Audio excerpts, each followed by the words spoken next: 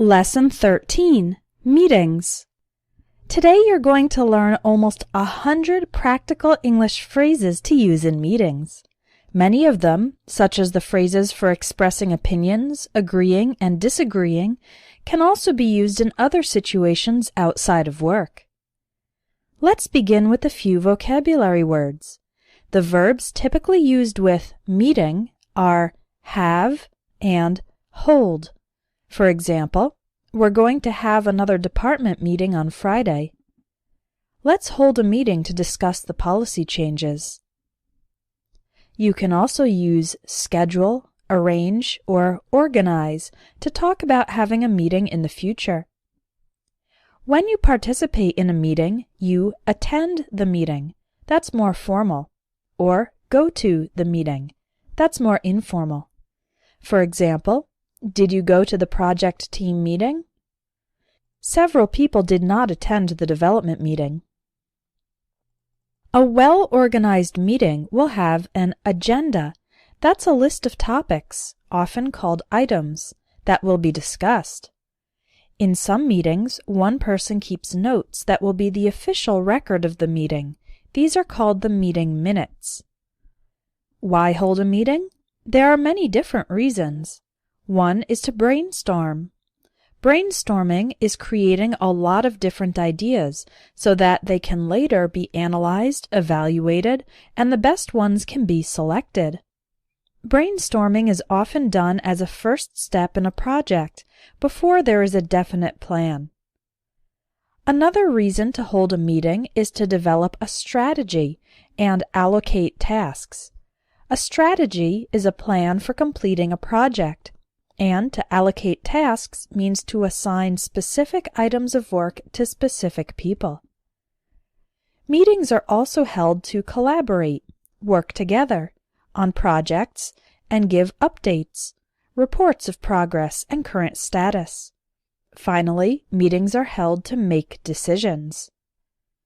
Some meetings use a formal system of voting, in which a decision is made if it receives the majority, more than 50%, of the votes. Other meetings use a less formal system of decision-making, aiming for the group to come to a consensus. That means a general agreement.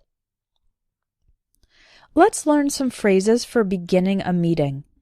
To start the meeting leader, who is also called the chairperson or chair, may use one of these phrases. Hello everyone, thank you for coming today.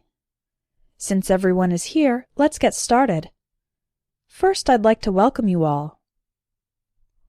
If there are new people in the meeting, or people from different departments who might not know each other, the chairperson may introduce them, using these phrases.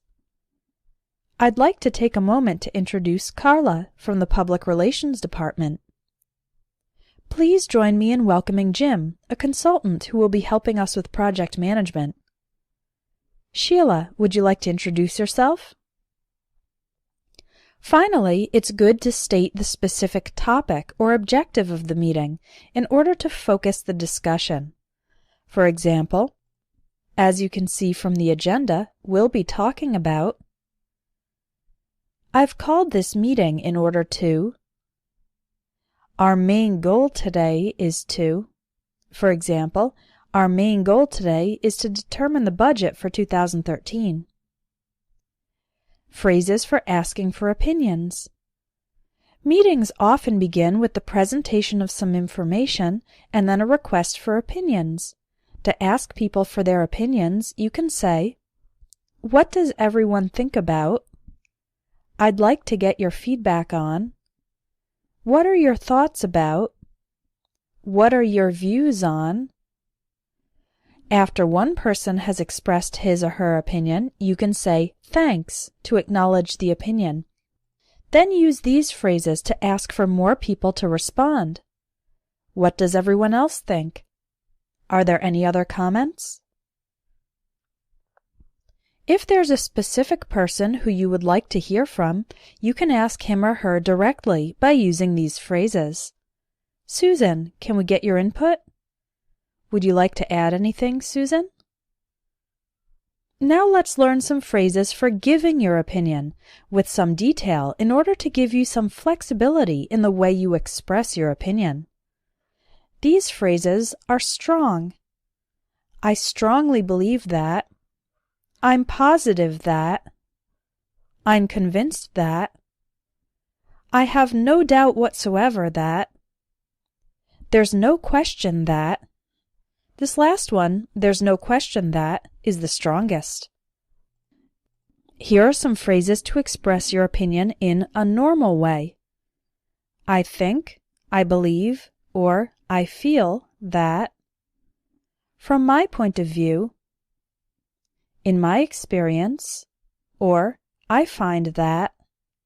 Use these phrases to base your opinion on your experience. I'd say that. If you want my honest opinion, I think that. Or, to be honest. Use these phrases when you want to express a negative or critical opinion. The word honest is a diplomatic way to signal that you are going to say something negative or unpopular. Finally, here are some phrases for stating a weak opinion. You can say, it seems to me that. It's possible that. I tend to think that. My initial reaction is. Use this phrase to show that this is an opinion you haven't thought very deeply about. Agreeing and disagreeing. Once other people in the meeting have expressed their opinions, you can react by agreeing or disagreeing. Here are some appropriate phrases for this purpose, again, based on degree of strength. Strong agreement. I completely agree. I couldn't agree more. You're absolutely right. Normal agreement. Exactly. That's just how I see it. I'm with Peter on this. You can use this phrase to refer to another colleague's opinion. Partial agreement. Well, it depends. I agree with you up to a point, but. This means that you agree with some of the opinion, but not all of it. I agree with you in principle, but. This means you agree with the opinion in theory, but not in practice.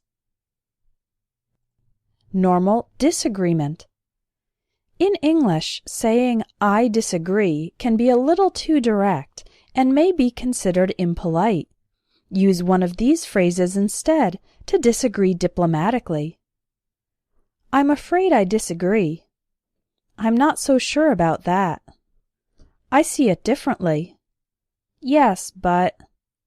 Not necessarily. Strong disagreement. Finally, here are some phrases for disagreeing strongly. The words I'm sorry make the phrase more polite. I'm sorry, but I completely disagree. I'm sorry, but I don't agree with that at all. Settling a disagreement. What do you do if you're in charge of a meeting and people are arguing? Use one of these phrases to settle the disagreement and continue the meeting. We don't seem to be getting anywhere with this, so maybe we could discuss it further at another time.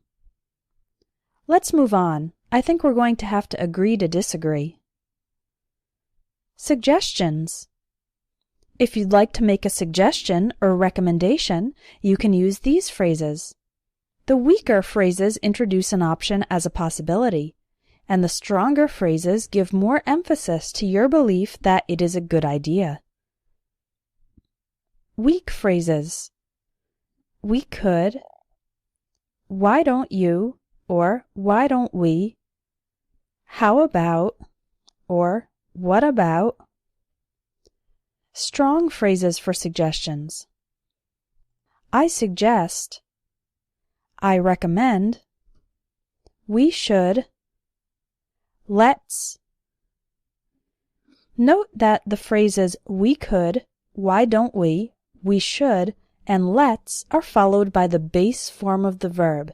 For example, we could invest in new technology. The phrases how about, what about, I suggest, and I recommend are followed by the ing form. How about investing in new technology? Interrupting. At times, you might want to interrupt the discussion to add a point. Here are 3 polite ways to do that. May I have a word? Could I just say one thing? Excuse me, sorry for interrupting, but... Controlling the meeting. If you're controlling the meeting, you'll need these phrases to move the discussion to the next item on the agenda. I think we've spent enough time on this topic. Moving on. If nobody has anything else to add, let's move on to the next item. We're running short on time, so let's move on. I'd like to skip item 2 and go directly to item 3. This means you want to go from item 1 directly to item 3. If you'd like to give control of the discussion to another person, you can say this.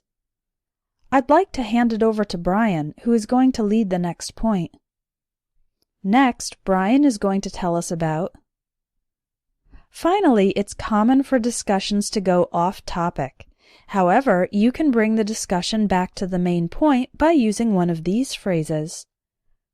I'm afraid that's outside the scope of this meeting.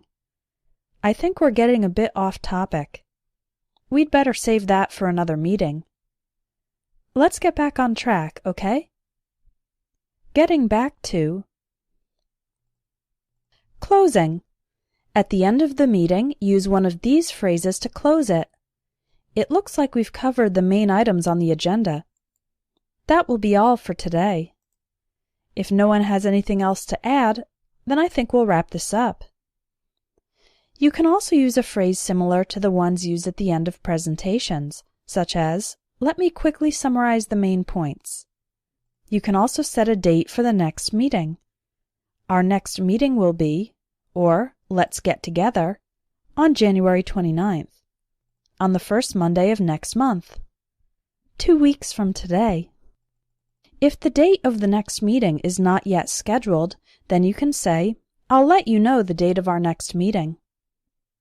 Now you know all the phrases you need to participate in a meeting in English. We've covered a lot of material today, so make sure you take the quiz to practice the vocabulary.